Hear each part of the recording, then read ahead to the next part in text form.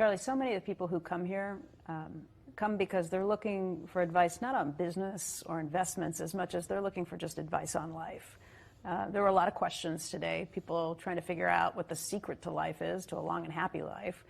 And I just wonder if you were... Now that is easy because it's so simple. What is it? You don't have a lot of envy, you don't have a lot of resentment, you don't overspend your income, you stay cheerful in spite of your troubles. You deal with reliable people and you do what you're supposed to do. And all these simple rules work so well to make your life better. And they're so trite. How old were you when you figured this out? About 7. I could tell that some of my older people were a little bonkers. I've always been able to recognize when other people were a little bonkers. And it helped me because there's so much irrationality in the world, and I've been thinking about it for a long time. Its causes and its preventions and so forth. Sure, it's helped me. And staying cheerful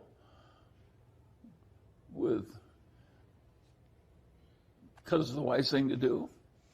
Is that so hard? And can you be cheerful when you're absolutely mired in deep hatred and resentment? Of course you can't. So why would you take it on? Is there any advice you would go back and give your 20-year-old self? I have not. Many of my children have worked out well, and I've had very little to do with it. I think they come into the world to a certain extent pre-made, and you just sit there and watch. I don't think they're. It's been simply amazing to me as a parent to note how much is sort of preordained. Mm-hmm. The shy baby is a shy adult. The booming, obnoxious, domineering baby is the booming, domineering, obnoxious adult. I have never found a way to fix that. I can be cheerful about it, but I can't fix it. I can change my reaction, but I can't change the outcome. Well, Charlie, I want to thank you so much for your time today. It's really been a pleasure being here. Well, I'm glad to be here. You know, I seem to have a whole group of people in India and China that like me. Now, that's pretty much my whole favorable constituency. But it's more than a lot of other people have. And so I'm thankful for what I have. Well, I heard you speak about... Well, not going to medical school. That's a lot of work. You're not living very high or this or that, but later you're a doctor and have a better life. That's deferred gratification. So, Charlie, you're the chairman of this American hospital. Do you have any recommendations or any suggestions to lowering the prices, maybe? Oh, right. Well, it's been I took that because it was basically a losing hand. And I play so many winning hands that I thought I should force myself to play a losing hand. And I must say it's been very difficult.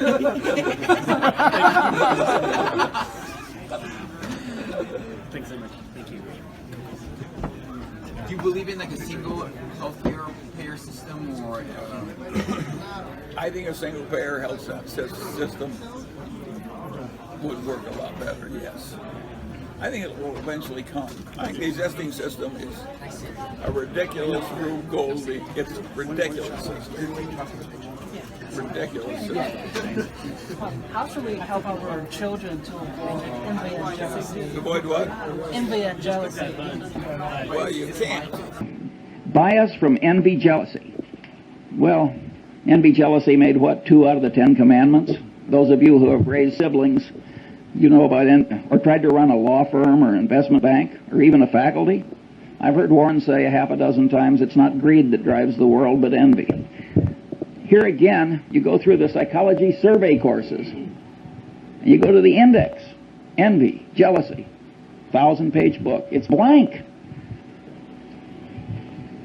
There's some blind spots in academia, but it's an enormously powerful thing, and it operates to a considerable extent on a subconscious level.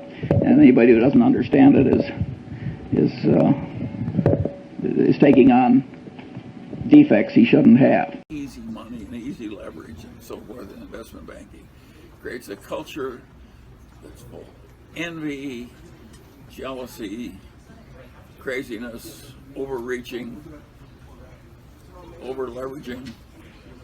It's a very hard business to manage, investment banking. It was out of control. The envy was, these people went berserk. If one jerk got $4 million some year, the other guy was furious that he only got $3 million. And they just seethed and caused trouble. It was a very difficult business to manage. I think a lot of easy money that comes into finance just ruins practically everybody. No thanks. I'm all right with coffee. Charlie, any thoughts on Apple Corporation? Well, it's a very odd thing for us to do, and obviously we've got no special insights as to how sticky Apple's business is. Apple whole supply chain is like one man with 2 million employees. That's very peculiar, and the man is not perfect. And on the other hand, Apple has a very sticky bunch of customers. Will they be able to keep that going? And if so, how long? I don't know, but I think the chances are pretty good it's going to be quite sticky. And that's why we bought it. But as I say, we may have a slight edge in our favor there. But it's not a big edge. We're doing that because we don't find the stuff we used to find where we knew we couldn't lose. Apple, we've merely got, we think it's a little edge. We don't have a big insight that can't fail. But if you can't find, if you got the money, you have to put it somewhere, and you can't find what you used to like, you have to put it with what's best available. It's a nice problem to have so much money.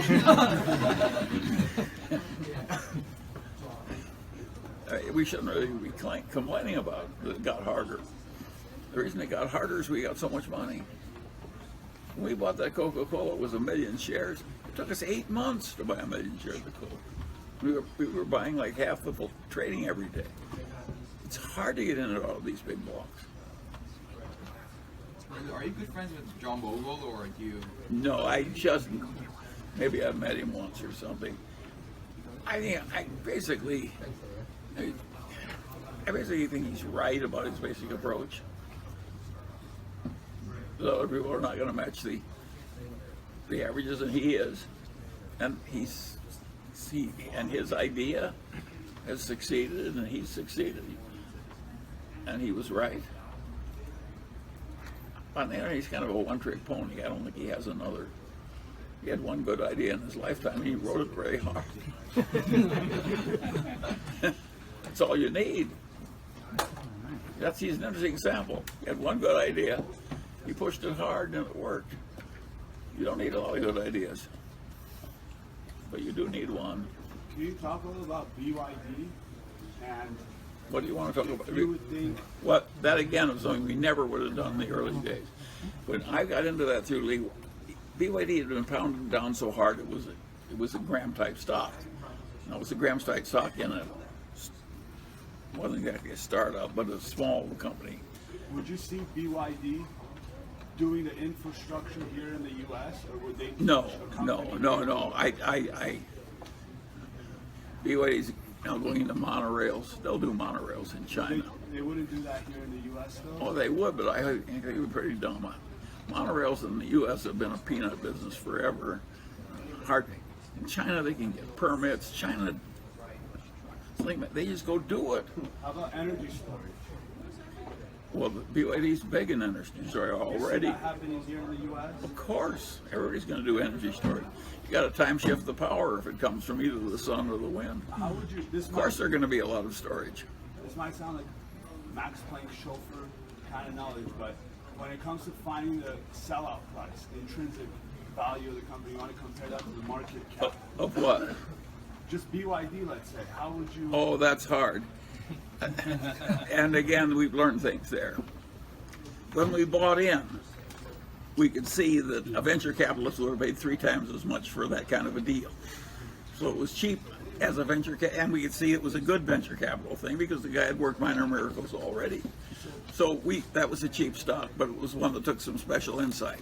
And I wouldn't have had it, Leewet. It's Li Lu who found that. And once we were in it, I got to know Wan Chuan-Fu, even though he can't speak a word of English. And Wan Chuan-Fu is a genius. And he's shrewd. And he's honest, and he's fanatic, and he loves his company, and so on and so on and so on. And what he can do is just incredible. He learns whole new technologies. And So it's mostly qualitative. it's partly what they have, and it's partly what it's quality. Partly I'm betting on the horseman there. I mean, because he's and he's got a bunch of Chinese, young Chinese. You can't believe what those employees do. He's got 230,000 Chinese working for him. Berkshire only has 460,000 employees. I mean, what? It's a lot of employees, and they can do things you can't believe. You look at those young Chinese girls. Would you buy the whole company if they'd allow that? Or I don't think so, because one of the reasons he succeeds is the Chinese are proud of a 8th son of a peasant that creates a little company all himself and is doing so far. And a lot of the other stuff they're doing, joint ventures and automobiles, they're joint ventures with the West that was already ahead. So in a sense, they love and are proud of their own man, the son of the peasant that did it all himself, and it's still Chinese. So I wouldn't want to destroy that Chinese image by buying BYD. It works better the way it's going. But you're right, I'm betting to some extent on a person. I was in their battery separator plant. There are about 5 companies on Earth that don't make battery separators. That goo comes by laterally and hangs together through its own chemical something cohesion. It's the most complicated damn process you ever saw. It's very hard to do. If you don't do it exactly right, the battery fails. He just learned that. Boom, what he needs to know, he just figures out. There aren't many people that can do that. Do you see similar qualities in an Elon Musk or somebody of that sort? No, I think that Wan Chuan-Fu knows what he can do and what would be really difficult. And I think Elon Musk thinks he can do anything. And I'd rather bet on the man. So has some limit to his self-appraisal. Do you think Mr. Bezos knows the limits of his skills? Way better than you think. Bezos is utterly brilliant and utterly remorselessly ambitious. I would never bet against Jeff Bezos. Did you ever meet him or have like a... Yeah, I've met Bezos. You mentioned earlier about Coca-Cola becoming a little bit less efficient than they used to be.